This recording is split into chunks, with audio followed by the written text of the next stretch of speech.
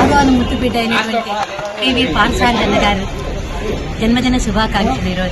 ఈరోజు మేము మా భారతీయ జనతా పార్టీ ప్రతి ఒక్కరూ అందరం అభయాంజనేయ స్వామి గుడిలో వచ్చి ఆయన పేరున అర్చనలు పూజలు చేసి ఆయన ఆరోగ్య అష్టైశ్వర్యాలతో తులతూగుతూ అందరినీ బాగా సంతోషపరుస్తూ సంతోషంగా ఉండాలని చెప్పి ఆ భగవంతుడిని ప్రార్థిస్తున్నాం.